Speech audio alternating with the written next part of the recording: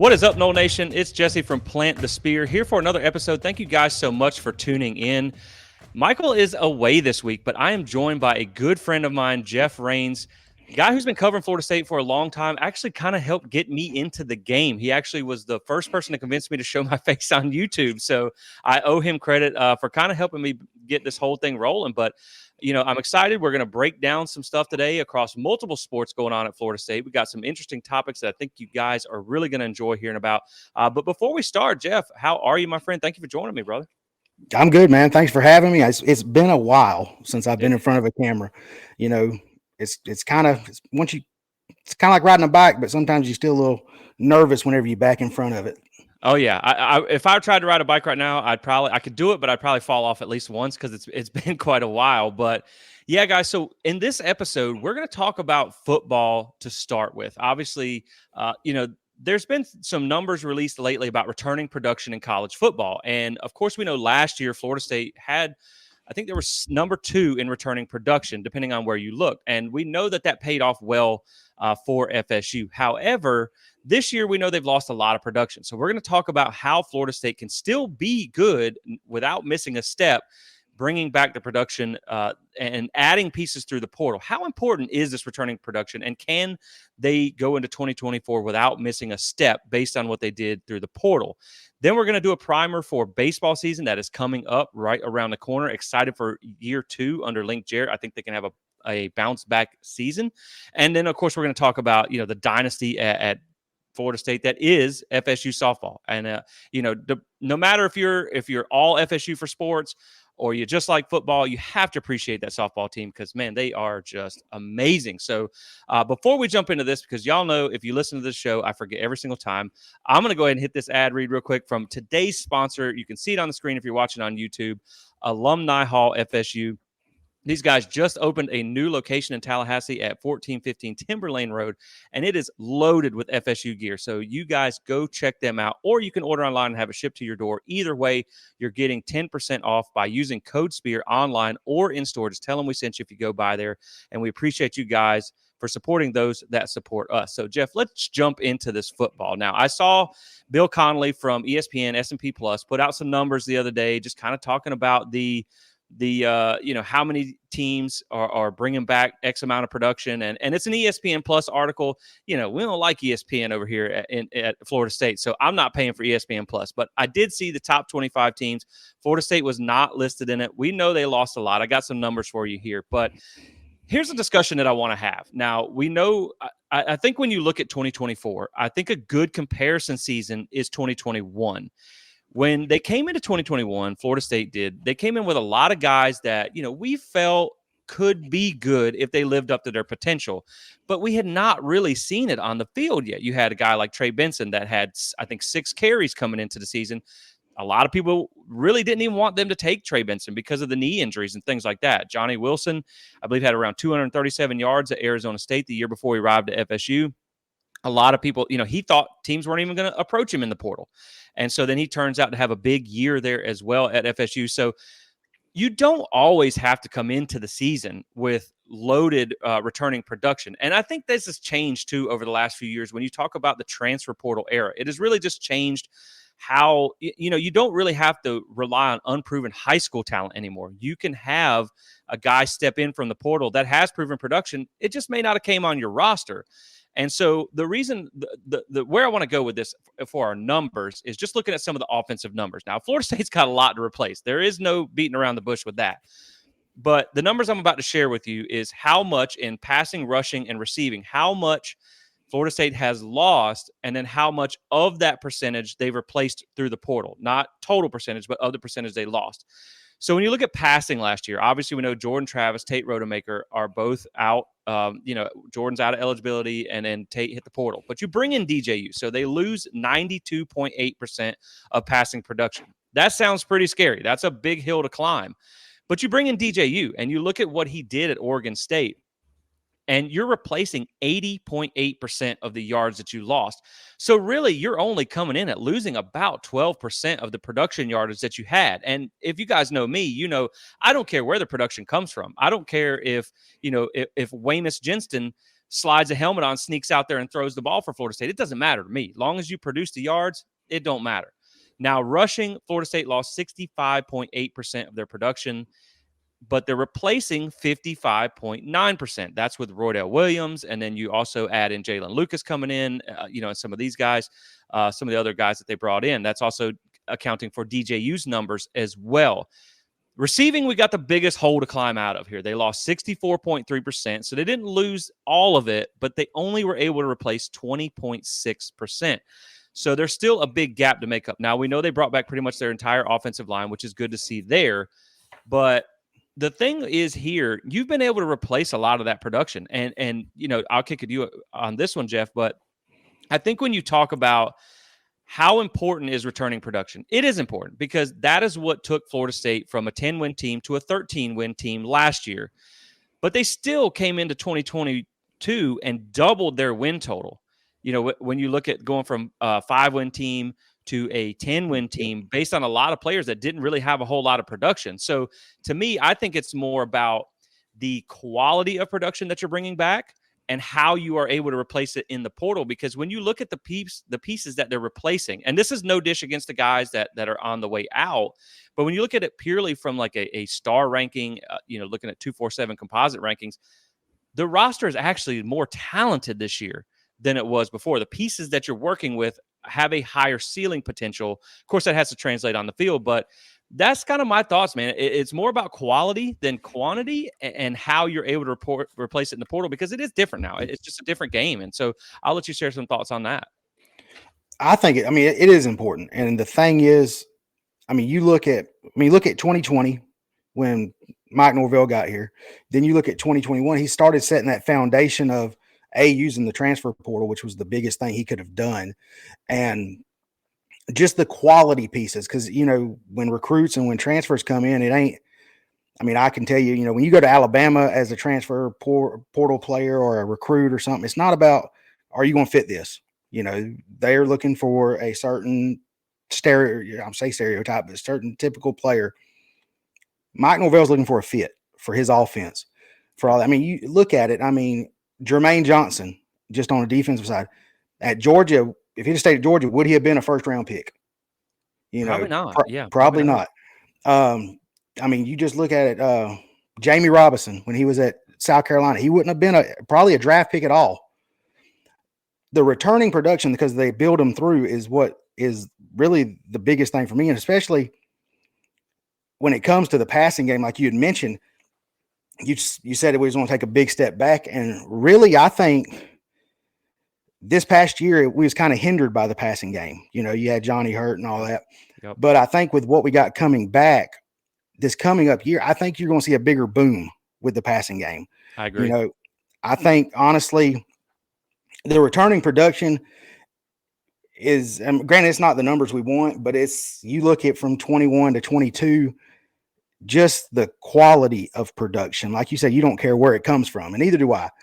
Ja'Kai Douglas, to me, is one of our best receivers, and he was out injured, and just the production he does, just coming back, that adds to it. You add DJU, and really, kind of the run threat he gives, along with that cannon he's got, take away, we may not have the best receivers, so to say, people say, but I think that the production is going to have a greater leap this year than what we've seen last year, even with the fall off, because of the quality of player. Right. And I totally agree with that because, again, now we don't have a 6'7" guy anymore. That was a threat in its own. But, there were some inconsistencies there. And then when Keon Coleman, who was a dynamic receiver and a great game changer for Florida State, but when he was banged up towards the end of the season, the production kind of lagged a little bit. Mm-hmm. You may not have stats on paper for guys like a Malik Benson or a Jaylen Brown who comes in from LSU. But the thing about those guys is they have a really high ceiling. They just haven't really got in there in the game enough to make an impact. First off, Malik Benson is a guy that I'm extremely excited about. When you talk about a guy that can take the top off of defense and having a quarterback in DJU with a cannon, like you mentioned, that can hit that guy, that can hit him on the routes. Because it felt like last year, I think what we really lacked was speed at the receiver position outside of a guy like Ja'Kai when he was, while he was out, like he was injured, like you mentioned, because it felt like, to me anyway, that when you had Pokey, you had a guy who could take the top off the defense, and you would see where he would just be 10 yards ahead of a DB, and you just drop it in a bucket, and he takes it in for a touchdown. It felt like last year was more kind of throw it up and go get it type of balls. And so I think that's why this year they brought in a ton of speed at the receiver position. It's just not really proven yet. But again, you have that kind of a higher talent floor. And so if you can get that production to translate over, I think that's going to be great. Again, it doesn't matter the name on the back of the jersey as long as they can produce. And the thing I like is now, too, with the portal, not everybody, like I touched on earlier, not everybody is an unseasoned high school recruit coming right out that you just haven't seen yet. A lot of these guys that come in as transfers have either kind of gotten on the field in sparing roles. I mean, look at Malik Benson. He played a lot. He just had Jalen Milrose as quarterback. So there wasn't, you know what I mean? That's a hindrance in its own right. But you also have guys who have been in the college strength and conditioning program for at least a season or two or more. So they're ready to contribute physically in year one. And here's the thing, too. Again, if we had 90% returning production, that would be great. But it's the quality of production. Hypothetically, let's say you have 100% returning production from a team that went 0-12, but you had 50% returning production from a team that went 12-0. I mean, I think there's no question on which production you would take. And so I went and looked at some numbers here. Of the top 10 teams in returning production from 2023, only 50% of them had a better winning percentage than the previous year. Only 3 teams reached 10 wins, and only 2 of them won their conference. But when you look at the top 10 portal classes from 2023, because, everybody likes to dog Florida State for relying on transfers, 8 of the top 10 teams had a better winning percentage than the previous year. And one of the 2 that didn't was within 1 win, and that was UCLA. They went, I think it was like 9-5 or 9-4 to 9-5. So again, it's about who you can replace that production with. Now, there is something to be said about continuity. It's nice to have multiple years in the system, to be comfortable with the plays, to have that, the relationship with the quarterback and the receivers, the timing down. But most of these transfers are already on campus and working. So they have all spring, all summer, all fall to get on the same page and learn this playbook. So, yeah, man, I mean, again, to me, I think it's all about who you can replace these guys with, and can they live up to that potential? Because as you mentioned, even when you looked at Jermaine Johnson, that was a guy, and Jamie Robinson, it was like, okay, these guys have potential, but for Florida State to be good, to be what we think they can, they need to produce to the level that we feel their potential is at.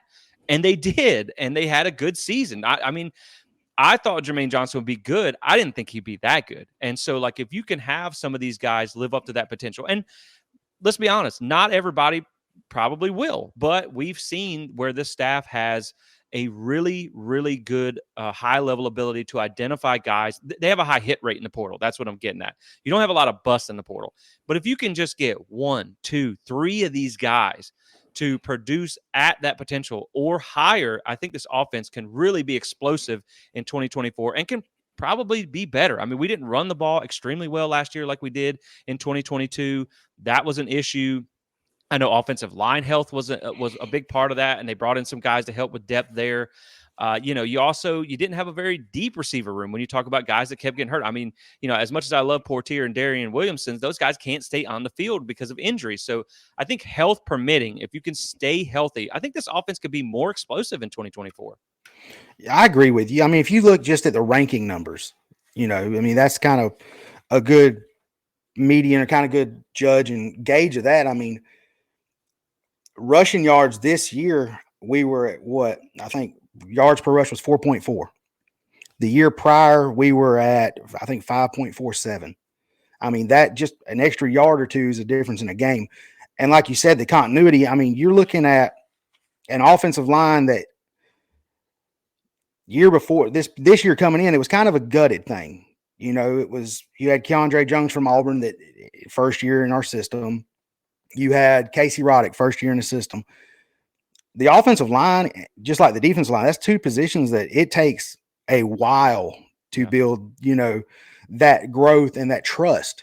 I mean, look at Dylan Gibbons. How many years was he here as a grad transfer before we all was like, dude, when we lose him, we're losing a great player? You Right. know, I mean, and honestly, just me talking just about it. I honestly think the offense is going to produce better this year because honestly, I think J Trav last year and Mike Norvell, they kind of was handcuffed in the playbook a little bit. I mean, how many times in a game did we see Jordan always look for that deep pass Yep. to Johnny or Keon when you had Toafili on the wheel route, wide open, or you had Destin Hill or Deuce Span, and no matter how ESPN will say it is called Span, but open underneath route and stuff like that. I think that, and I hate to say it like this, I hate that we lost him, but I think losing Johnny Wilson and Keon is going to benefit the passing game more because we're going to distribute the ball more, especially underneath. And if you go back and watch Norvell when he was at Memphis, when he was at Arizona State, he loves the wheel routes, the mesh routes. Once he starts hitting you underneath, he's going to open up on top then. And like you said, we went and got some speed. I mean, Yeah. Malik Benson, top notch speed. You look at, and we've got Vandravius Jacobs. I mean, they say he's one of the fastest on the team. What's the boy from Indiana, Lucas? Yeah. Extremely I fast. mean, yeah. I mean, so I think that's going to help him. And with the offensive line coming in this year, having another year with Adkins, because that was kind of my thing last year was we couldn't get the run game going. And I would blame it on Trey Benson saying he was, Fred Flintstoning it to the hole, just soft touching it. Sometimes it was, last year in 2022, we used the counter quite a bit, and that was Trey Benson's bread and butter. That's how he got his breakaway, all of his, busted open plays. This past year, we didn't run it much because the offensive line, the guards couldn't pull fast enough. Right. Yep. So it was busting through. And I think this year, I mean, like we said, production wise, numbers is good and all that have coming back, but it's the quality of it. And I think another year, especially these offensive linemen and stuff coming in with Norvell and Adkins in the system, I think the offensive side is going to take a giant step forward. I'm more worried about the defensive side. Yeah, and I want to touch on a few things that I think you made really good points. Is one, when you talk about the skill positions in the quarterback, you can do a lot of 7-on-7 throughout the spring and the summer to really get that timing down. But offensive line is somewhere where that continuity has to be built. It has to pay off. It takes years. Offensive line is harder to plug and play than maybe a receiver or the quarterback position. But that's the positive of bringing back almost your entire offensive line. Like you mentioned, is you now have these guys. One, you have more depth, so guys don't have to play through injury as much. You have another year in the system, so they're able to kind of run things better and more smoothly. And I think if you can get that type of, if you can open things up in the run, then that will help out with the pass too, naturally. So they got to be able to run the ball this year. And I think they will be better at it. I think obviously Norvell likes to play to his strengths. I think at the same time, you also knew that this team was special. You knew they had a very high ceiling. You knew what they could accomplish. And you knew that hinged on Jordan Travis being available. You knew that was something that you could not afford to lose him. And I mean, they still won without him, but you see, it got a lot worse on offense. So he didn't run the ball a lot. They protected him, and he played injured when for most of the season. So I think now having a guy like DJ who's a little bit, more built like a tank that can be able to give you a little bit more in the run game, that can help open things up. I think, too, you also feel better about your backup situation. I think you feel better about turning to Brock Glenn in case of an emergency after another year than you did turning to Tate Rodemaker. So I think you can kind of gamble a little bit more with a bigger, more built-to-run quarterback and a better backup situation. I think also something that people probably went, what? When you said, like, I think losing Johnny and Keon could improve the pass game. It's funny because I did a episode on concentrated targets in the pass game. And there's proven recipes out there from when you look at like 2019 LSU and some of the other really, really good offenses. 2013 Florida State was another one where they didn't spread the ball out a lot. They had a couple of really good guys that they really focused their targets in on, and they still were able to win. And so my case was when everybody was kind of like, man, we only throw it to three guys. We throw it to Jaheim, we throw it to Johnny, and we throw it to Keon. And I was like, but you can still win like that. Well, the problem is that works until those guys aren't available. And so, that was the concern. And I think the prime example of that is when you look at the Pitt game. You didn't have two of those guys there. They spread the ball out a little bit more. And lo and behold, Jordan threw for the most yards that he did the entire season without his two best receivers. So I think you are onto something there. I think if you have where you have more targets that the ball can be spread out for, you can take more advantage of the route trees in the playbook. I think that is a good example of why the offense can be more explosive next year, because you can spread it around more. You can run the ball better with that bigger running quarterback in a better backup situation with more continuity on the offensive line. Now, flipping over to the defense, like you mentioned, that's where I'm a little bit concerned, because it's the quality of the pieces that you're having to replace, especially when you talk about a Jared Verse, a Fabian Lovett, a Braden Fisk, who, by the way, that dude is a dog, and he has been showing out in the Senior Bowl. Like, his draft stock has went through the roof. Now, you've got some good pieces that you've brought back. I like a lot of the guys that you've brought in, but it doesn't feel like you got a lot of the real high end pieces. You just got a deeper group of really solid college football players. The Oregon State transfer, the West Virginia transfer. All these guys are good players, but they're not Jared Verse. And can they live up to that billing? And also, when you look at a Marvin Jones Jr., that's a guy who, again, star ratings, 5-star coming out of high school. Jared Verse was a 0-star. So you have the higher talent level on paper, but he has not produced like Jared Verse has yet. So it's just really about, can that potential translate into production? And if it can, I think you'll be great. You'll be fine. I personally would like to see them add another defensive tackle. I know they had the Auburn linebacker, Cam Riley, for a visit recently. The guy's a 100-plus tackler at Auburn last year. Please, if you guys can make that happen, that would be amazing as well. But, I still think you need a couple pieces there. But I think the defense can be good. I just think it's going to be a little bit more of a guessing game with the defense, because you do have some pieces to replace there that are a little bit more high end. I think Jerrion Jones, Renardo Green and Akeem Dent were two really underappreciated pieces on that defense. Yeah, but I mean, you look at the defense, like you mentioned, Renardo Green, Jarian Jones. I mean, those were guys that came in to this system. It was the first transfer class. Right. It was the 2021 transfer class with Fabian Lovett, with a Keir Thomas, so they had time to develop. Right. And I think that, and the defensive line to me is where I'm most worried about. Linebackers, I hope we get the one. I mean, I will forgive all my Auburn Tiger fans, because I live in Alabama, for the Keldrick Falk flip. Yeah. If we just get this linebacker, I mean, I'm just saying, I mean, my wife's a former Auburn fan. I got an Auburn blanket on the back of my couch I don't sit on. But, the defensive line is what worries me, because in that Georgia game, and, it's all, we can talk stats and all that all day, but really it's the eye test, and we've seen that difference from a Georgia, when granted we were down to our Pop Warner team, but the difference in strength and depth was shown in that. I mean, and I watched probably 20 minutes of the game, because I seen the score and I was like, I can't watch, it's like Old Yeller. You can't watch what happens at the end of Old Yeller. Right. And, but what gets me is we do have Josh Farmer coming back. We got Daryl Jackson, didn't show a lot in the Orange Bowl, but I mean, who would have against that offensive line? Right.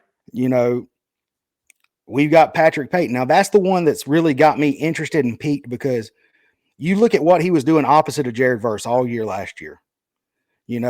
How is he going to take that step forward in production when everybody knows he's our number one defensive end? Yep. He's the one that watch coming around that edge. Can Marvin Jones Jr. on the other side pull a Jermaine Johnson, coming from Georgia and just being dominant off the other side? That's what worries me, because our stopping of the run game up until Jordan got hurt and the defense finally pinned their ears back and played that defense we all knew they could. Up until then, the run game would just eat us up, Yeah. And I mean, who was Lundy our lead? No, I think Dent was our leading tackler. If you're having a safety or a cornerback as your leading tackler, something's wrong. Right. And then you watch this after Jordan got hurt, the defense pinned their ears back, and then you seen Braden, Fisk, you seen Peyton, you seen Verse start leading the team in tackles in the games. That's what worries me is this defensive line with the pieces we lost. What's the pieces coming in going to do? That's just the only thing that worries me with it. Yeah, because I think that the secondary was good in their own right later in the season. I mean, they were pretty good. Now, granted, they didn't face a ton of great quarterbacks. I know you had the Heisman winner in there. They did really good against him. But at the same time, like when Akeem Dent was out, the secondary struggled. When he came back to kind of quarterback that defense, they were pretty good. But that defensive line was really what made this defense so special last year. And I think you touch on a good thing when you talk about strength and depth. Now, Josh Farmer is turned into a grown man. I mean, he came in, I think he was like a 245-pound linebacker, and now he's a hoss. You also bring in Darrell Jackson. I give him a little bit of a kind of a pass in the Georgia game because it was your first game back after basically not playing for a year. But at the same time, I thought it would have been nice to see a little bit more from him in that one. So you kind of hope that he can turn into the billing because they've said in practice, for those that get to watch it, they've said that, obviously there's times where he just disrupted practice. They could almost not run it because he was so dominant. And then there was days where it wasn't quite that way. But it's the depth that concerns me because you bring in Grady Kelly. Now, who knows? I mean, when you bring in Braden Fisk, everyone's like, okay, Western Michigan guy, extremely productive there. That's good. I don't know that anyone expected him to turn into what he did. Can Grady Kelly be that guy? Because you also lose a Malcolm Ray. And to me, that's more of a Malcolm Ray equivalent there with Grady Kelly. So that's why I say I think for the defensive line, I would like to see another piece get added through the portal. I don't know if they're pursuing that. I think if one fell in their lap that was a dominant guy, I think they would obviously take it because it's just, they rotated so much last year. And that's something that Norvell said they wanted to focus on because they looked at what all the teams that had been winning championships, the Georgias, the Bamas, how they managed that defensive line. And it would frustrate some people when you have a second or a third string guy, not, and I hate to say it like that because they're all rotational pieces, but playing in the first quarter, you're like, man, what are we doing here? But then late in the game, they would just overwhelm people when they had fresh bodies. Can you be able to rotate that? And even the player said that, like, yes, it helps them stay fresh throughout the season, help them perform better across the span of a season. Now, some of your depth are like the Keith Sampson kids that have signed, but you haven't really seen them play. And there's some guys that we feel good from the high school ranks, but again, you're replacing some really dominant pieces on the defense. So, yeah, man, I totally agree with you. I think when you look at the offense, I think the pieces that you're bringing in are compatible to what you need to run the offense Norvell likes to run. You got a lot of speed, a lot of options, a lot of variety. But when it comes to the defense, I think that you have brought in some good pieces. Look, I love Earl Little Jr. I think that's going to be an absolute dog in the secondary. I think he's going to step right into that Jerrion Jones role.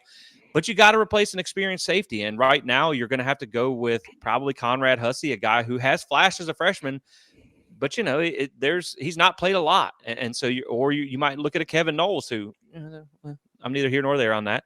We'll just leave that one alone. But you got Fentrell Cypress, so you have some experience. You have some guys who can kind of take the younger guys by the hand and show them the ropes. I obviously think that when you look at linebacker, yes, it would be nice to get that extra piece in there because you do bring in the Alabama transfer, but he didn't play a ton of Alabama either. Now, I will say, what I do like about the pieces that they brought in, we talked about this on a past episode where Florida State was able to do a lot with guys that came in from middle tier programs, South Carolinas, Mississippi States, things like that. Now you're bringing in guys that come in for programs like LSU, Alabama, all these high level players. And, for whatever people want to make of the deal about taking a quote unquote backup or rotational player, they have so much talent stacked at positions at some of those schools. You don't just walk on the field and play as a freshman or a sophomore. And if a guy like Nick Saban, as much as we love Bobby, the most accomplished coach in college football history, if these kids passed his recruiting sniff test, then that means they're good. And so I think if you can get them integrated into your system in time, I think there could be an adjustment period. I think that's why last year you saw some of the slower starts for Florida State was you just had a lot of pieces that had to get acclimated to the system. You got to learn how to work together. And so that's going to be crucial for this year to get everybody on the same page. But again, I think the talent level overall, when you look at this roster, has continued to rise. And that's why I think they have the potential to be better. I don't think this is, everybody said before, and again, you can't really say anything about a roster until after portal season because we know this staff can completely transform the roster. But this was going to look like it was going to be a rebuild year. Now it looks like it's more of a reload year. It's just some of the pieces you don't know a whole lot about, but they're talented. And if they can produce, it can be a really special season for Florida State. So that's why I'm looking at, with the pieces they brought in, if they live up to that potential, if they get on the same page by the season starts, you got a couple of winnable games that you like against Georgia Tech. That might be a little tougher than you think. Boston College early on, Memphis, which could be a challenge as well too, just with what they did last year, but you have more talent than them. I think if you can kind of get these things rolling by the time you hit a Clemson or by the time you hit that Notre Dame contest on the road, man, I think it can be another special season for Florida State on both sides of the ball, just pending that these guys live up to their potential, just like we saw from going from 2021 to 2022. Yeah, I mean, and you look at the defensive side. We're just going to use Daryl Jackson again as an example.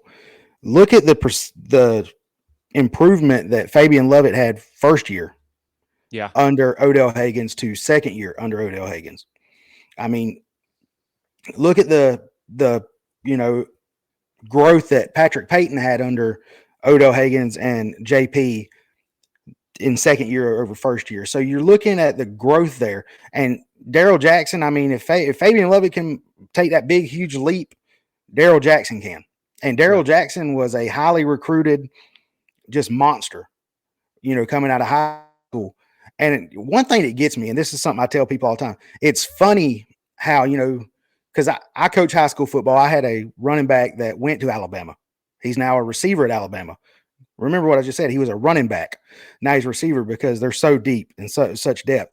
But it's funny how keeping Norvell is good about keeping the communication and the relationship. I mean, how many in this portal class was originally recruited by Florida State? If we go back and look, that when things didn't pan out, they're like, well, the grass wasn't greener over here. I'm going back to where I should have been. And now, they've got that, like you said, the first transfer class, it was an Indiana player with, Andrew Parchment as a receiver, that was the second one. You had Jayshon Corbin from A&M. You had Mississippi State. Now, like you said, you're getting your LSUs, your Alabamas, who are proven to develop players. Right. And when you have them come into a system like Mike Norvell's building, it's a special thing because, just from what he's done in the short amount of time he's been here, the way he's flipped the culture, the program, and everything, that they know in their heart. I mean, the West Virginia player, the defensive lineman from West Virginia, during his intro press conference, one of the big things he said was, I'm going to be a first-round draft pick because I've seen what JP and what Coach Haggins can do. I mean, that right there tells you. And if I'm looking at my notes right, I mean, we're only returning 8% of our sacks. Yeah. So it's got to step up there. I mean, and that's why I said Daryl Jackson, another year under Odell. I'm worried about it, just the run stop, because, I mean, how many times, Jesse, me and you both will be watching the game, and that middle of the first quarter to the end of the first half, we're like, they couldn't stop a cold, Right. And the second half they come out, they'd make adjustments. But I think, and another thing that comes with that is your defensive lineman going in this year, there's not that guaranteed threat besides Patrick Payton that's going to be double teamed. I mean, after halfway through the year, they knew they had to double team Fisk. They had to double team Jared, and Patrick off the other side. So it's kind of a three-headed monster. And this year, you don't really have that. You have Patrick Payton that's really proven, and I think it's going to open up a lot more for the defense. I would love to see that run defense improve this year than what it was this past year. And that's hard to say because we were 13-0, Yeah. So. No, I agree, man. And I don't want to necessarily crap on other schools' coaches because, I mean, they get paid a lot of money and they're good coaches. But we know that the coaching staff at Florida State, for whatever people want to say about recruiting and this, that, the other, they can develop. I mean, they can coach. We know that, especially when you talk about Odell. I mean, he's been one of the best defensive tackle coaches for the last 30, 40 years. Mm-hmm. But I think what you really have to look at is what they've been able to do with a kind of lagging talent roster. Like, and I don't mean that as a disrespect to any of the players, but when I looked at kind of the difference between like a Mario Cristobal and a Mike Norvell, when we were kind of making a comparison on another show with that, you have seen Mario kind of do a lot, do less with more when you talk about just team talent rankings. Mike Norvell put together a 10-win season and a 13-win season with never having a roster ranked in the top 15 of the 247 talent composite. So that in itself tells you it's a lot to do with coaching and development with some of these guys. And so I think you're right. If you bring in these guys, and that's a perfect example with the West Virginia kid that says, look, I've seen what they've done with these guys. I know they can turn me into that too. So if they can develop these guys, and some of these are multi-year guys, so it may not be at peak efficiency this year. It may be next year down the road. But I do think you're going to have some guys that are going to emerge that are already really good, like the kid from Oregon State, the Loholeha kid. Well, he's a grown man, so I should probably say man. But, that's a two-time Pac-12, all Pac-12 selection. He's already good. His sack numbers were a little bit low, but the pressure numbers were pretty high.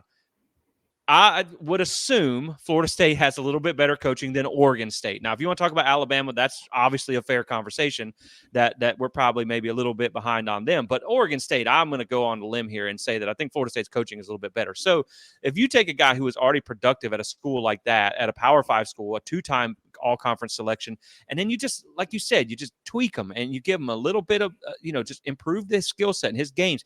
You give him a year with Coach Storms, one of the best strength and conditioning coaches in the game. If you can do all that, and you can turn these guys, and this is what Mike Norvell says all the time, we just want you to be the best version of yourself. If you can have these players be the best version of themselves, I think the sky's the limit with this team. It's just going to be a little bit of a guesswork to start with. Who's going to emerge as the guy that plays above their head? Who's going to be the guy that maybe doesn't develop quite like we thought? Because it's certainly a possibility. I mean, they have an insane hit rate in the portal, but there have been a few misses here and there, but those are mostly like from smaller school guys. These are what they're getting are Power 5 guys that have tape against Power 5 opponents. So pretty much what you're getting in some of these guys. So yeah, man, I'm all in on this 2024 roster. I think it's going to be, there's going to be a little bit of a wait and watch period to see who does emerge, who does become the dominant force on both sides of the ball.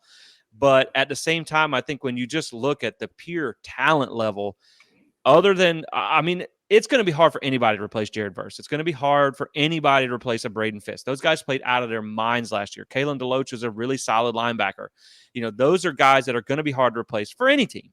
But I think the pieces that you are replacing them with is very, very on the same page of what you need to do to get to the type of season that you had last year. And that's something that I talked about at quarterback. We love Jordan. Jordan's one of my favorite FSU players of all time. I just on field, off the field, all that stuff.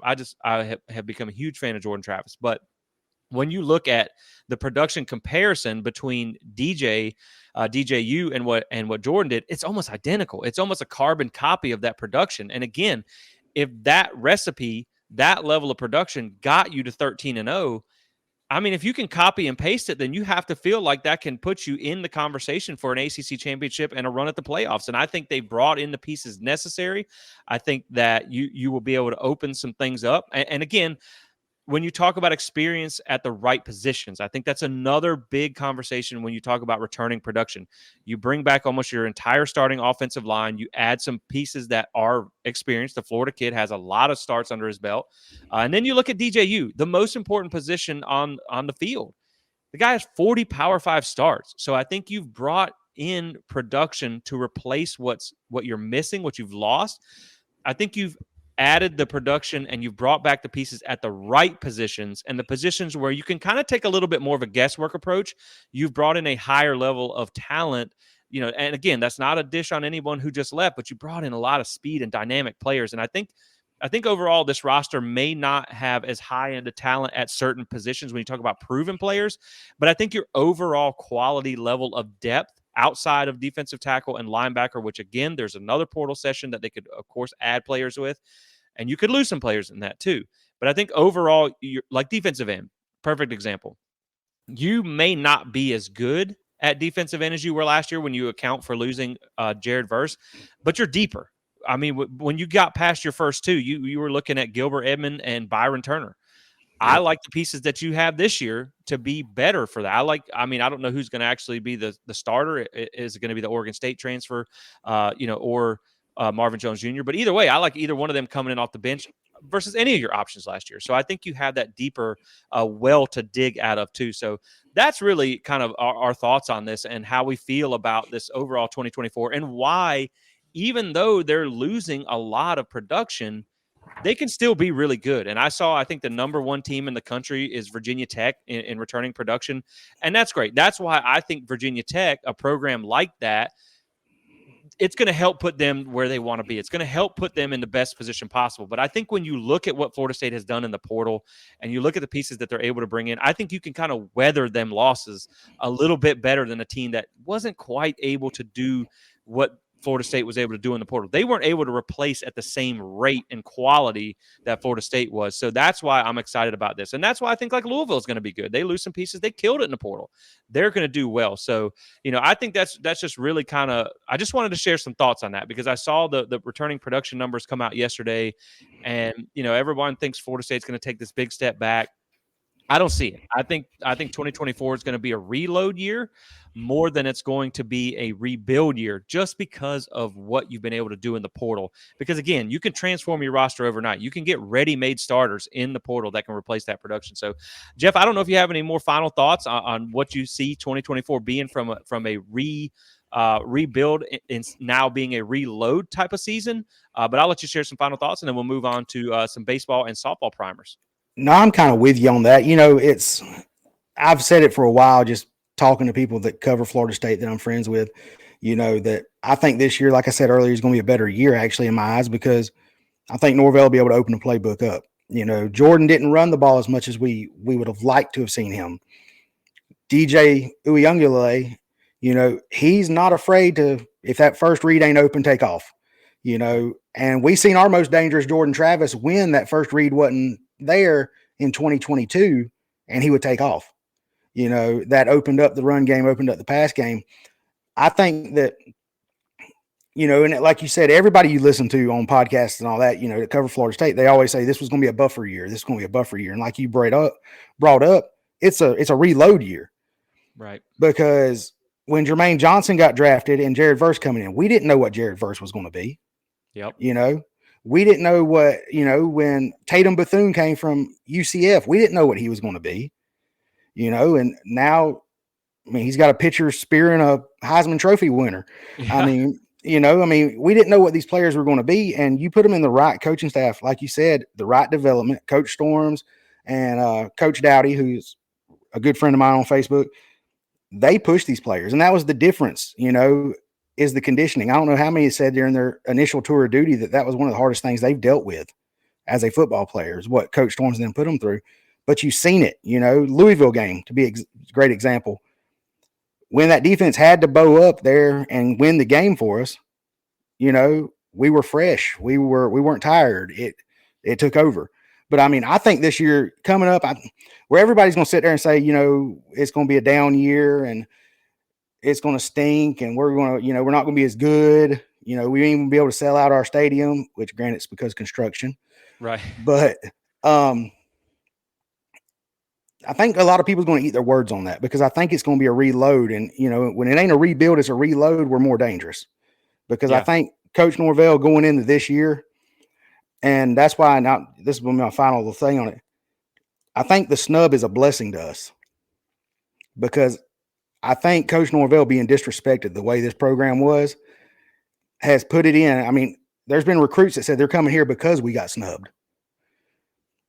I think with that mindset, with the conditioning, with what we got returning back, what we got coming in, I hate to say it, but hell hath no fury than Mike Norvell scoring, because you better watch it. I agree, man. I know that he had gray in 2022 and then black last year because we thought he was delivering everybody a funeral. And I'm like, I don't even know what color he's going to wear next year. Like maybe a bright red for like hell coming with him because, man, I think he's just going to be out for blood next year. Maybe that's why he wears like a blood red suit or something like that on game day because I think he's going to be fierce and he's going to try to bury people. And we don't. we don't necessarily waste talent like that school down in Moral Gables. We do more with what we got. And so I think the development, now you're going to need some guys that are going to end up being dudes. You're going to need them to translate. You're going to need that kind of unknown prospect like the Jared Verse and those guys to step up. But I think if you get that, this is going to be a very special year for Florida State. And I think when you look at the schedule, it's very manageable as well. I think you know, outside of Clemson, and I mean, I hate to say it, but when you just look at blue chip ratio outside of Clemson, Florida, and Miami, who you beat all of last year, you're more talented than everybody else on your schedule. And you know you have a really good coaching staff that can take advantage of that talent. So, yeah, man, I think it's going to be a reload year.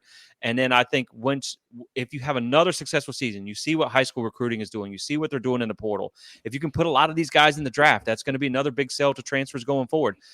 You can just see the momentum rolling and how this thing can really turn into you know, I don't want to go quite to say dynasty, but you can really see how this can be the Florida State of old when you talk about just that sustained success year over year over year, because people don't realize how much of a hole they had to dig out of when he first got here. And so now that you got the success, you see the momentum that it carries. And I think that it's going to be another great year in 2024. And of course, we'll revisit all this after the spring portal season, who goes, who comes. They're obviously way over the scholarship limit right now. So there's going to have to be some attrition, and they will probably add some more pieces. So with that being said, guys, it is about to be round ball season, not counting basketball, which, you know, that kind of tests my blood pressure a little too much to talk about on this show.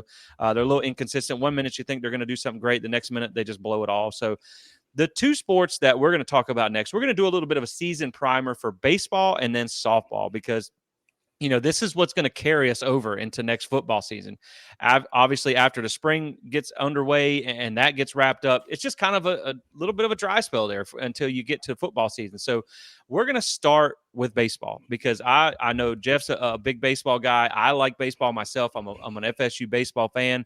I will be honest, I can't really get a whole lot into the nuts and bolts. And so, you know, we're going to kind of just do a season primer, talk about what went wrong last year, what they did to fix it, and how it can be better this year.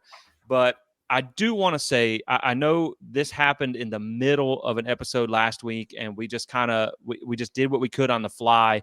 But I want to take a minute to give just a proper honoring of Mike Martin Sr. I think that would be the right thing to do before we talk about the baseball season.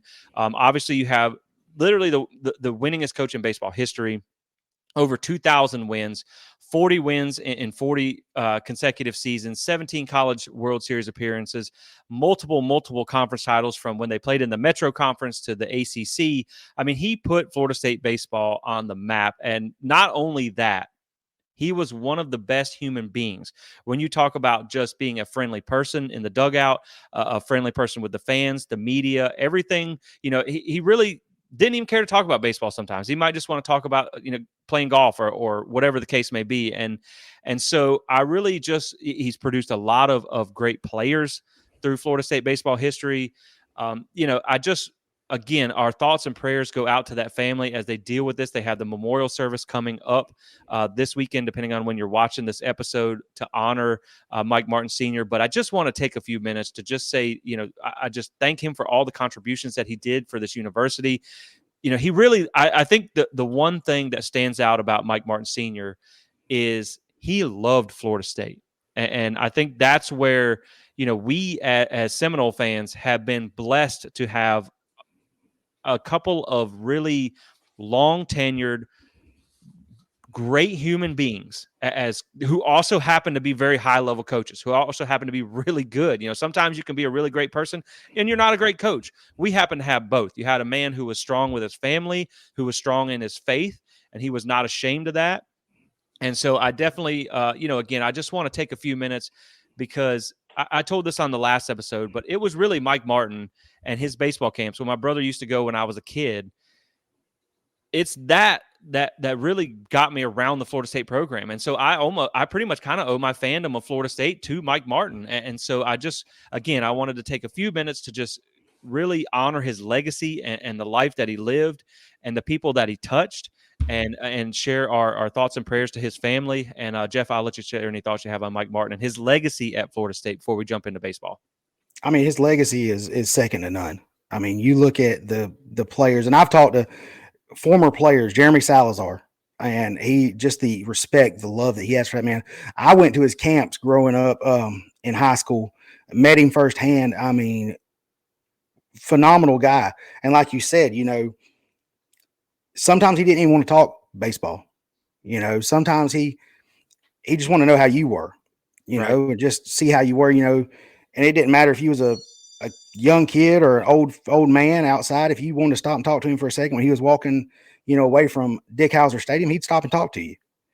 And just that, part of a man, because it's hard. Florida State was blessed with two great godly men at the same time, and that right there tells you that, you know, just the amount of stuff. I mean, and what I love the most about him, besides, I mean, he'd cut a joke on anybody. Yeah. He loved to have fun, but he also despised the Gators. Yeah. Oh yeah. He Yep. wouldn't even stop in Gainesville to get gas because of that.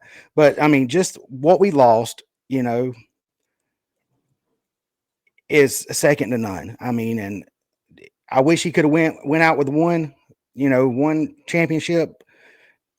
But I mean, if even though he didn't, it still don't tarnish his the man and the legacy. And I wrote a column that I was about to publish on a site called The Legend of 11. And it's just his whole life. He had just a story about him. He has a special play area for little kids at the hospital that he paid for, himself with his foundation and stuff. And just the man himself, just how selfless he was Right. away from it. Now, granted, I know I've seen him fired up in the dugout. Yeah. I've seen him whenever, Buster Posey even told a story, when Buster told him, I got an injury or I'm sick or something. He said, "This is the last we're going to hear of this. Don't speak of it no more. I don't care."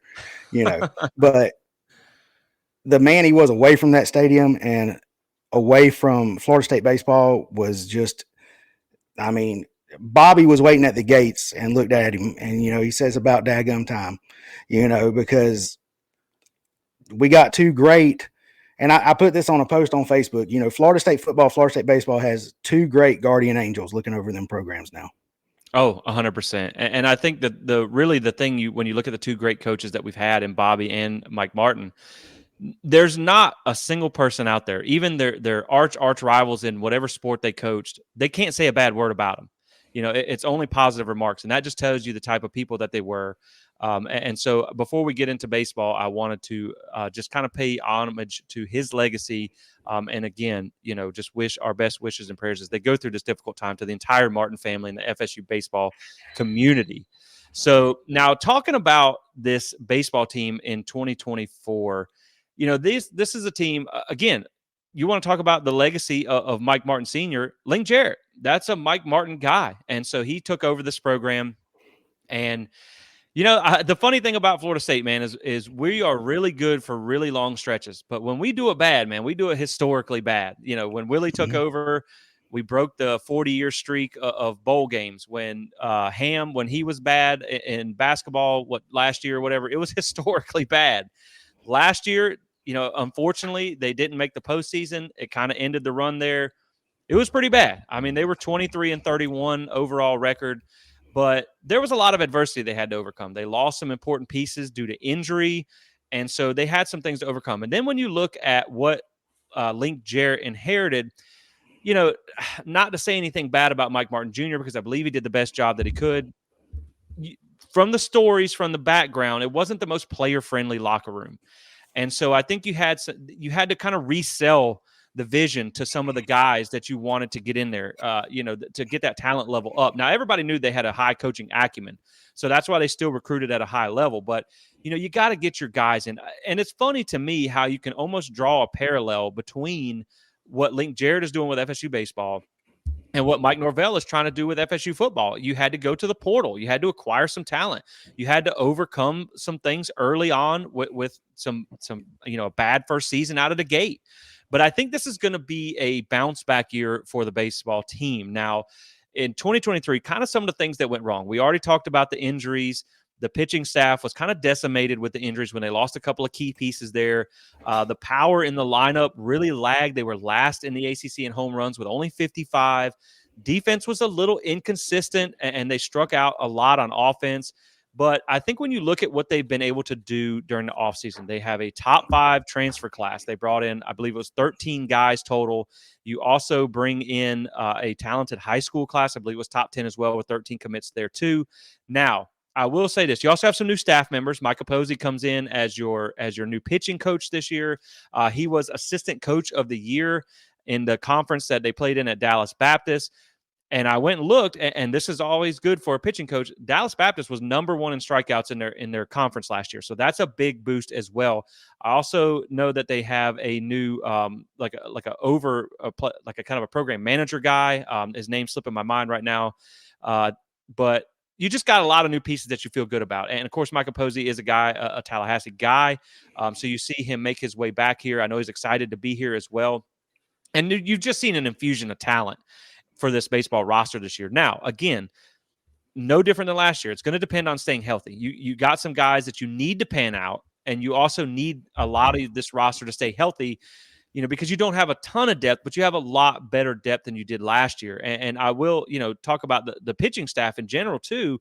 I think last year to this year, not only do you have a much deeper pitching staff this year with a lot of the pieces that you've been able to bring back and add through the portal, but you also get a little bit more variety, and you have some guys who have the potential to be really good. And we'll talk about them in a little bit, but you also have some new tools. I've heard some talk about the pitching lab that they have now, which is able to really kind of hone in some of the things that you're doing with your pitching staff, just to kind of really take that pitch to your pitching staff to the next level. That's something that they're excited about as well. And they added a lot of power in this lineup. So I think they should definitely be able to hit a lot more home runs this year. You only had 2 guys, I believe, in double-digit home runs last year. I think you could have at least 4 or 5 guys this year bump that number up into the double digits. So, last year it was tough, but we know Link is a good coach. We know that he loves this program, and he's going to do whatever it takes to get it right. You bring in some new pieces, you infuse this roster with some talent. I think it's going to be a really good year for this program. Now, you have a tough schedule. I won't lie. Some of your midweeks aren't that tough, but the ACC schedule is a gauntlet, and we'll talk about that later. But I'll let you share some thoughts on kind of what went wrong in 2023 and what they've done to rebound in 2024. Well, I mean, to answer your question, what went wrong? Everything. Yeah. Everything. I mean, you look at Link Jarrett's baseball teams are known for plate discipline, good fielding percentages, and good pitching staffs, and being able, the offensive side. You didn't have that. I mean, you had an inconsistent pitching staff, and then when you lost Wyatt Crowell to injury, that really put a damper on it, because Kirkland, I think, was your day 3 starter after that, and he just didn't hold up. I mean, I got his stats right here. I mean, he had a 6.86 ERA. That's tough. And when you're only relying on 3 or 4 pitchers, really, it's hard to do that. And that's where, you've seen it through the years, and I hate to, bring it up, but it's been a downfall through the years. Just the pitching since Parker Messick left year before last, they've went from the best in the ACC to almost dead last in the ACC. If you want to look at that. But what they brought in was, I mean, I'm just going to talk about the offensive side. I mean, you mentioned it a second ago, they're going to be able to hit more home runs. Case in point, I mean, you have the USF, Daniel Cantu, veteran addition from USF. He's likely going to be our first baseman. They're moving James Tibbs from first base. He was injured, so he played first base. Back to the outfield. And last year at USF, he batted .302 with 14 doubles and 11 home runs. Yeah. Then you have, I think it's Drew Farrow, also from UCF, and you got Alec Lodaz from UNF. Both of them combined, I mean, I want to say, what's his name? Farrow, 58 games out of 50, had 57 starts, hit 252, 41 runs. And then he also set the freshman home run record with 15 home runs at UCF. And then I mean, really, I mean, the other guy didn't have a lot of stats. He had 26 walks, but really what it is, you're bringing in the power. But if you look at what he brought in, look at what they've done at their other programs, Link's bringing in plate discipline. Yeah. People that can draw the walk, people that if you need a long ball, you're going to hit the long ball. Because last year, you relied mainly on Cam Smith. You relied mainly on James Tibbs, and that was really it. It was so inconsistent up and down to where Cam Smith comes in, he's still got to grow. But, I mean, he had 12 home runs last year. So, I mean, if the other players can, bring what they had in, you're looking at 60, 70 home runs possibly. I mean, I'm going to say it like that because you've got the power there. And yeah, and I was going to say too, you also get Cam Smith back, and he was just named today Baseball America preseason All-American. You also get Tibbs back, and so that's big as well. Kind of some of your power guys there. And, you also bring in some transfers, like you mentioned, that just give you more depth and more opportunity to get guys a look. Also the doubles could pick up this year. I mean, I know they kind of lagged a little bit there in how many doubles they hit too. And so you got to put the ball in play. You got to cut down on the strikeouts. And like you said, Link is big on plate discipline. And I know there's been a lot of reports coming back from fall ball that they got some guys. They have some guys. And so I think you're going to see the offense I think should be there for this team.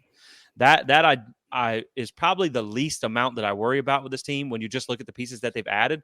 It's can the defense match the output of the offense? And they lost a lot of close games last year, and so they need to. And they started hot. I mean, they really did. They started hot with a big win over TCU in that series, and then it just kind of really feigned off from there. Of course, the injuries had a lot to do with that. But if the meat of the lineup can stay healthy, I think that the power and the plate discipline and another year in Link's system working with this coaching staff, I think you can see the offense, like you mentioned, they can really pick up. And then it's just, can the defense go to match with it? Well, I mean, the thing about the defense, we were error prone, bad. And last year, looking at their fielding percentage, I mean, we had 69 errors on the year. I mean, I remember the year before when Link was still at Notre Dame, we played Notre Dame late in the season. Florida State, I believe, when I looked at the stats then, we were at 50 errors the year prior at that point. Notre Dame had only had 14. Golly. So that tells you what, on the defensive side, what Link kind of stresses, fundamentally sound baseball. And the best way to be fundamentally sound in my eyes, and like I said, I play baseball, the best way to be fundamentally sound is if they can't hit the ball. So, I mean, that relies really on your pitching staff. And like I said, the pitching staff was really a 3-4 man, rotation last year, to where this year he's brought in 13 pitchers. Yeah. I mean, and it ain't just, a big slot of righties. It's righties and lefties and just proven people. But that's the thing is, and honestly, I'll be honest, I'm trying to find his name real quick. Desades, I believe is what it was. Desades. Yeah. I mean, he was and Carry On and Jordan Carry On. They were your two error factories. Honestly, I mean, they would kick the ball left and right, and I mean, it made me watching the game pull my hair what I had left out because I used to play the game just like you did. Yeah. But when you look at it all, from year 1 to year 2. The jump that the football team did under Mike Norvell, we could possibly see that jump this year in the baseball team, because when was it that you've seen, I mean, I think it was like 17 portal players or whatever it was. I think it's what we got from there for baseball. You don't see them kind of portal classes. I mean, We're top 5 in the portal, but that's what it's going to take. And that's what Link knows. He's got to fix that because your outfield's set. You return nearly all your starters from last year. You got Tibbs going back out to the outfield. You got Jaime out there, which is solid in the outfield. And I mean, you're looking just on the offensive side with them. Jaime was, 73 hits and 22 doubles. Like you said, the double production is going to go up. The thing that I see is if they can get the pitching staff tightened down, another year under Link with his just aggressive, fundamentally sound baseball mindset, you're looking at possibly another run starting for this program, kind of mimicking what Coach Martin did. Because if you look at, I mean, I always say compare them, the football team to the baseball team. You know, we had the bowl record streak break. Mike Norvell's building it back. Now you're gonna see Link do that same thing, and Yep. you know, and a couple. I mean, and like I said, it all starts really on the mound. If you ain't got quality arm pieces on the mound, you ain't going to do much. Yeah, and I think when you talk about the portal, everybody's mind goes straight to football, but people forget like that the portal is the thing. I mean, we got some of our best players on the basketball team. You know, we got a lot of the best players on this baseball team and the football team. It goes for all sports, so you can just acquire that talent that's ready to go. And I think that's a lot of what they did. Now, like I mentioned earlier, their schedule is going to be tough. You got 5 preseason or 5 of your opponents this season that are preseason top 25. I believe Wake Forest is even number 1. But you also ended the season strong. You were able to beat Wake Forest last year at the end of the season. But you talk about that pitching staff, and I think that's where I'm most excited to see the change this year. I think to start with, like we mentioned, the pitching lab will help the staff as a whole improve. That's something that Mike Capozzi had at Dallas Baptist that he said was a good tool that he leveraged. But I think, you get Connor Whitaker back year 3 at Florida State. He's kind of that long distance pitcher that can give you 5 to 8 innings. He worked more from the rotation than a starter last year because he had to because of the injuries and things like that. Jamie Arnold, you bring in Noah Short, who's a sidearm pitcher. But the guy that I think is going to be a household name by the end of the year, the one that I'm most excited about, is Cam Leiter. Comes in from UCF, had a little bit of a slow start in his freshman season, but then he really found his stuff late in the season. This is a talented guy. I mean, he can throw that kind of he's already in the low to mid 90s. If he really stretches back, he can hit mid to high 90s on his fastball. He has 3 good stuff pitches with the curve to change up in the slider. And if he's hitting on all of those, I mean, he also, from what you hear out of fall ball and camp and stuff, he's like that Parker Messick kind of guy where he's who you want on the mound in a big Friday night game or something like that. He's got that dog mentality. He might, chirp at the opposing team's dugout a little bit. Obviously comes from a high pedigree Oh family. yeah. So I think that's going to be the guy. I think at the end of the year, if he ends up living up to the potential that they see in him, that can be a household name for this baseball team, and he can be one of the biggest reasons why this pitching staff gets turned around in 2024. Well, yeah, he's a big name. He's one of the ones that I've kind of got my eye on because you said the pedigree. I mean, his uncles Al Leiter and Mark Leiter. I mean, MLB legends.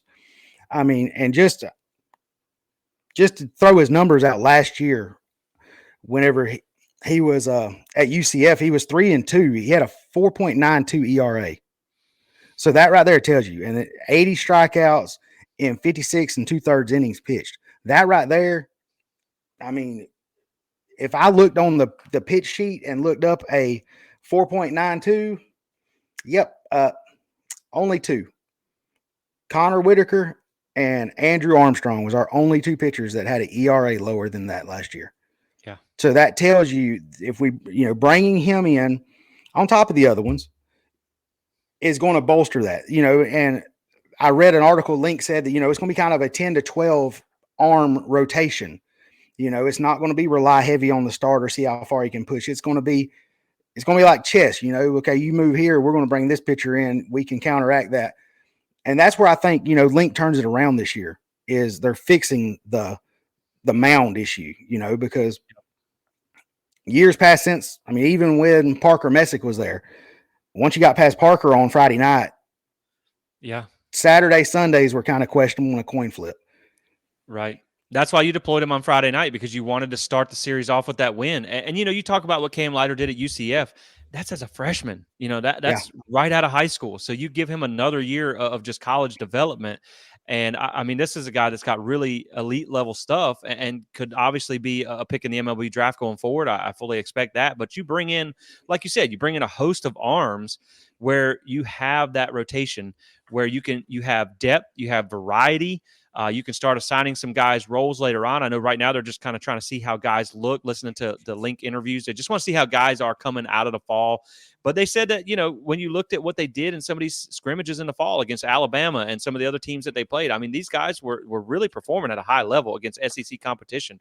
And so it just makes you excited about if the pitching staff can be, it's just like we talked about in the football part, where you have a lot of these guys that have that potential. And if they can live up to that potential and you can have a good pitching staff, if you can get the power back in this lineup and you can bring up the plate discipline, if you can eliminate the costly errors, like you mentioned, there is all the potential in the world for them to have a bounce back season and to get into postseason play. Obviously you got you start off with Butler, you have some very winnable series early on. Now you dive right in. I mean, you got Clemson, I believe, is your first ACC series. Again, you have some tough ones there. You have some really talented ACC competition. But again, I think Florida State is going to have a bounce back year coming up this year in baseball, because Link Jarrett is a good coach. And, you look at the infusion of talent that they've had, and I really think that they are going to put things together this year. Obviously, even with a tough competition, they should have a bounce back year. Now, with that being said, and you can share any final thoughts on this before as we transition, who doesn't need to have a bounce back year? And that's Florida State softball. But I'll let you share any final thoughts on baseball you might have. But it's more of a season primer, guys. It's not like going into the nuts and bolts. I will give them a shout out, man. Sunday Golds podcast. If you are a baseball fanatic, go check that out. Those guys, they do a great job covering FSU baseball. We're just trying to be well rounded here and kind of get you ready for the upcoming season and why it could be a lot better. But like we just touched on, softball doesn't need a bounce back season because they're going to be good again. I mean, if I'm not mistaken, you have 5 players in the top 100 of the season, top 100 players in all of college softball. You bring in some talented players as well. Now, of course, you lose, so you do lose a few talented pieces. Like Catherine Sandercock was kind of your ace, man. I mean, that she had nerves of freaking steel, man. When she's in that circle, nothing could rattle her. I loved watching her pitch. But you still have players like McKenna Reed and Michaela Ellenfield. So you still have those really high-level players there on the softball roster. And not to mention, they're top 5 in pretty much about every poll out there as well. So, I mean, they got a lot of girls who were young last year that got some experience. And then you also have some more veteran players that can lead this team. So, man, I'm really excited about softball this year. Of course, Lonnie Almeida, she is the GOAT of softball coaches. Now, of course, there's some tough competition out there. Oklahoma's always a juggernaut at the end of the season. But I think getting through, and their season starts right away. They already had their Garnet and Gold scrimmage game. They have the Joanne Graff Classic coming up where they're going to kick off the season. Then, of course, the Clearwater Invitational, which you really kind of find out how things are going to go, kind of sets the stage for the season. But, Jeff, I'll let you share some thoughts on this softball team. But, man, this is going to be another good year for this program. I mean, the softball team 4-1, and I love that mantra, the number 4 and the 1, they done everything right last year except one thing. They checked everything off of that checklist except bringing home the trophy. Yep. And that, I think, kind of stung a little. You were there. It was just, you were that close. And like you mentioned, replacing a legend like Kat Sandercock. I mean, in her time, her senior year, she had a 1.12 ERA. That's ridiculous. All right. Now, what's going to stagger you is she had a 1.12 ERA in 193 innings pitched. I mean, she had 119 strikeouts. So, this season, and I'll bounce it back to you, it comes down to 3 questions, on this. The first question, who's going to replace Kat? We all know McKenna Reed's the one's going to step up. But you also got Mac Leonard, who was your second-day starter, first baseman, big bat. Who's going to replace her? And then you got the other one was who's going to replace Josie Muffley at shortstop. She was a human highlight reel. I don't know how many times we've seen her on Sports Center. That's your 3 questions. Your outfield is set. You return all 3 starters, on that. But, who's going to replace them too? And, you want to look first, like, who's going to replace Cat, because that's the biggest question coming in. Yeah. And like you said, McKenna Reed is the one that's going to do that. Really, I mean, she reminds me of a Megan King, and that tells you how long I've been watching softball for Florida State, because Megan King is now a nurse at the Tallahassee Memorial Hospital, but that's a tall task, and we saw glimpses of Reed. I mean, she's a fiery left-hander. I mean, she got a nice rise ball, but she had a 13-0 mark. She had a 0.97 ERA with 91 strikeouts. If that ain't somebody's going to step right into that, Yeah. and just knock it out of the park and be that next one, because Coach Lonnie and this staff has made a point they always know how to find that diamond in the rough in that circle. Yeah. But, who's going to come in after and be that day two is what I'm concerned with, Yeah. And honestly, you can look at Allison Royalty. She was up and down last year. She transferred in. The one I'm looking at is a true freshman. I think I know where you're going. That's Ashton Danley. Mm. She was named the Tennessee Gatorade Softball Player of the Year. I mean, phenomenal. I mean, she had I think it was like a 0.36 ERA in high school. It was ridiculous. I mean, who has that? And she also, this is a kind of where they tip their hat. They had their Garnet and Gold scrimmage this past weekend. Well, you stacked your gold team with mainly your starters, is what they did. Well, who got the start for the Garnet team? Danley. Got the start for the Garnet team to face the starters to see how she does. And she only allowed one run over 4 innings. Yeah. So that right there, and I'm not saying she's going to be perfect on that, but that right there, if you're going to replace Kat, you've got 2 right there, and 2 young ones that's going to be there. Yeah, and that's the thing. When you look at McKenna Reed, she was electric last year, but you saw a couple of freshman moments where maybe she got a little rattled, she'd get into a hole. I think it's just having that experience now and being able to go into year 2 it's not that her stuff is not good, because it's elite level stuff. We saw that. I mean, you just read us the numbers. I think it's more where what you saw with Kat Sandercock was, again, like I talked about, you couldn't rattle her. You just couldn't do it. She was like, if the ship was sinking, you brought her in because she could stabilize the boat. Sometimes she would go on short rest because you needed that kind of dog mentality in the circle. And so I think McKenna Reed is going to be obviously kind of your ace this year going into year 2. But man, I think you hit the nail on the head with Danley. When I heard her numbers, I was like, man, I didn't even know an ERA that low was possible. I mean, this girl is legit. So I think if she comes in and everybody's entitled to have freshman moments as a freshman. Playing in high school versus playing in college is a whole different animal. But if she can turn out to be who you want, then you have a young one there who, when you look at she can follow the footsteps of like a McKenna Reed. And so you also have Maddie Balk. That's someone who's a sophomore as well. Like you mentioned, Allison Royalty. She's a senior now. So she has the experience. She has been around this program for a while. And then again, like you also talk about some of the power in this lineup with a Katie Dack. I mean, she is, that's a power plant right there. Michaela Edenfield. So the offense is going to be there. Just looking through some of the names that you recognize, coming back, that's going to make you feel good. And they also get the new ones. I mean, Devin Flaherty comes in as a senior.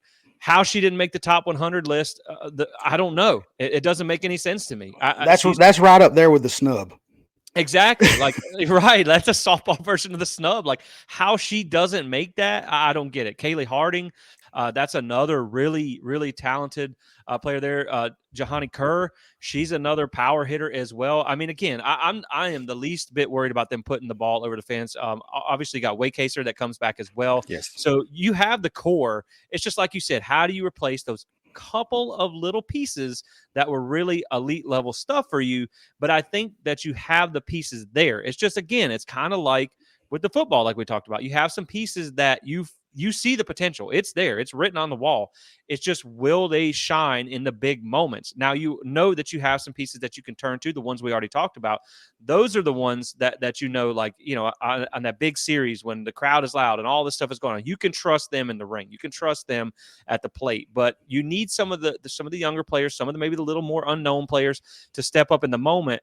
But like you mentioned, man, when you talk about just the scouting and the development of this program from the coaching staff that they have, and Lonnie Almeida, who is, one of the top softball coaches in the country, and, shout out to um, Michael Alford for being able to fend off, because there was plenty of SEC programs that tried to poach her, and they were able to stay.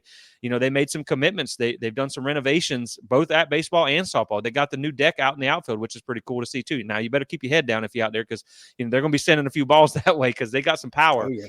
But I think this is going to be a team that is going to be the favorite to win the ACC coming into the season, and then obviously to make the Women's College World Series. It's just, again, like you mentioned, you were so close last year that it had to hurt that you weren't able to capitalize. But, again, man, I mean, Oklahoma is like – juggernaut. it's like primetime Alabama. It's like a Nick Saban Alabama team. So you're Yeah. going to have to overcome that. But if I'm not mistaken, didn't their best pitcher, she transferred out? I think she went to go play for her hometown team. Nebraska. She's in Nebraska now. Yeah. So like maybe that's a way that you could overcome them. And you've seen them now. You know what I mean? You went out there, you faced them, you've seen them, you know the challenge that's at hand. And by that time, the end of the season, you should have your development. You should know who you can rely to in the ring and all that stuff. But, man, I think it's just going to be another great year for the softball team. We saw the year before that. It was a little disappointing how they got eliminated a little bit early, but that team was still super talented. But, man, this roster is still loaded. And I'm looking for them to, again, win the ACC and make a deep run into the tournament. And you just have to love the softball team. They carried us through some dark times, when men's sports weren't doing too good. They carried the weight. So I'm super excited to see them in 2024. And again, their season is starting right around the corner. So I don't know if you have any final thoughts to share on the softball team, but that's pretty much just kind of our primer, just talking about giving you an idea more of what's at stake for them, what's coming up, some of the names that you need to know, some of the talent on that roster, and some of the expectations. And, we went through a lot of them. Again, Kaylee Mudge, we didn't even touch on her. That's a very experienced outfielder. And you just have – what I like about this team, Jeff, is you have a lot of experience who have been in those big moments, and then you also bring in a lot of young talent, and you have some young talent that were freshmen last year that got a chance to get that in-game experience, and now they can be some of the pieces to lean on in this. And then you also have the young players you bring in as freshmen and stuff like that are going to, I mean, again, when you talk about the pitcher we just talked about, I mean, that's elite level stuff. So if you can get everybody on the same page and everybody to hit their stride, this team's going to be extremely dangerous. Yeah. And they are there. I mean, me, honestly, I see, even with Kat, with Mac, with Allie DeBose, who all three pitchers was your top three pitchers last year, has left. Just to throw out the numbers, with them three pitchers last year, you're losing 36 wins. Yeah. 11 saves and 200 strikeouts. So, like I said, with what's coming in, you got to look at you got McKenna Reed, you got Balk, both two highly brought in pitchers that's got a year under their belt already in the program. You bring in Darty and I want to say her name is Mim to come into the program to grow and develop. We know the power is going to be there. I mean, as long as you got Michaela Edenfield behind the plate and able to hit, the power is going to be there. Devlin's going to be hitting the doubles, and it's just I think this team right here is going to make a deep run again, because to kind of circle back to the football team on it, because that's what everybody loves to hear about anyway. You look at the difference when they lost the year before in the supers to what they done this past year. They were kind of disrespected. They knew they fell short. Yep. You look at the football team, they fell short. They're kind of disrespected. It all goes hand in hand. But this team, with what Coach Alameda is bringing back in, the amount of power, the amount of depth, and the arms, and she's done said, it's going to be multiple girls, just like the baseball. It's going to be a rotation. And what I love about them is she actually uses something from the major leagues that the Tampa Bay Devil Rays used in 2018, and that's why we've seen Kat so much, is because she'll have not her starter start a game, but she'll have like her day two starter start the first game and a couple innings, then bring her starter in to push the depth. Yeah. And you see that keeps your arms fresh. I mean, honestly, and there ain't much we can sit here and criticize or No, talk about on no, this one because they're so loaded. I mean, you can't. right, I right, mean, they bring back everybody really except for three pieces, right. and you found replacements for those three pieces. So Yeah, I there think ain't the nothing. offense, right. I think the offense, the defense, and of course the coaching is obviously there. I think with softball, it's like you'll go as far as your pitching will take you, Yeah, and as long as the pieces that are replacing those top three pitchers, like you mentioned, can step in and step up, the sky is the limit for this team. It's just, how far can your pitching take you? And I think, you already saw, like you mentioned, in the Garnet and Gold game, that you got an amazing performance against your starters from a freshman. So if yep, she turns out to be something special, and the ones we already talked about it, if they can all produce at a high level, you feel really good about it. And, like you mentioned, man, I think there is something to be said in college sports about playing with a chip on your shoulder. And that's what makes college so much fun, because they do get into it. And, I mean, softball has become one of my favorite sports to watch, because I mean they talk smack, they let each other hear it, they get fierce, and out on the field, it's not necessarily a gentleman's game. I mean they no, or gentlewoman's game, or whatever, however you want to say it. Like, they get fired up, and so it's really fun to watch. So I encourage everybody to make sure to check out FSU softball coming up. Of course, you can find their schedule online. They are getting in action real soon. Baseball is just over a week away. They will be back as well. But we wanted to give you guys just a general idea of what you can expect coming up the season from both of those programs, as well as have a fun discussion from the Florida State football perspective on why they can have a good season too. Because, man, right now the vibe around Florida State is very good. I mean, you have a lot of big projects going underway and a lot of positivity going on across multiple programs. We might be looking for a new basketball coach next year, but that's neither here nor there. That's a subject for another day. Charlie But Ward. right, hey, let's make it happen. But again, man, I just think when you look at the hardball sports, the round ball sports, I mean, there's reason to be optimistic this year, especially with softball. I mean, there's reason to be optimistic with them every year. But with that being said, guys, we're going to go ahead and wrap it up here. I appreciate Jeff joining me for this episode and kind of helping us get through this baseball preview. You'll be seeing more of him going forward. He's going to be helping us out here at Plant to Spear. He has his own page over at Champions Way Sports on Facebook. You guys make sure to check that out as well. He's definitely going to be getting some things going over on his page, and he's going to be helping us out, like I said. So I appreciate Jeff stepping in today and helping us get this out for you guys. Hopefully you enjoyed this episode. If you watched until this point, drop a like and subscribe. I would surely appreciate it. If you're listening in podcast form, you guys know I don't ever really ask for this, but, a rate and review would be great. If you could give us 5 stars on whatever platform you listen to, that just helps us reach a wider audience. And, 2024 is going to be a big year for us and a big year for Florida State. We've got some exciting announcements that we'll be making real soon. But with that being said, guys, we are going to wrap it up here. So thank you so much for tuning in. Make sure to check out Alumni Hall, our title sponsor for this episode. Support those that support us. We always appreciate that. Use code SPEAR to get 10% off. Go get you some new FSU gear. It's a new season. You always need new gear to look fresh. And hopefully we'll see you guys at the spring game. Looks like it's going to be April 20th. They still haven't dropped the official date, but everybody pretty much says it's April 20th. I will be there. Hopefully I can meet up with you, with some of you guys when we get down there. But as always, guys, thanks for listening. Thanks for tuning in. Thank you for your continued support of Plant the Spear. And with that being said, we'll wrap it up here. Thank you, Jeff, and All go right, Noles. buddy. Y'all go Knowles.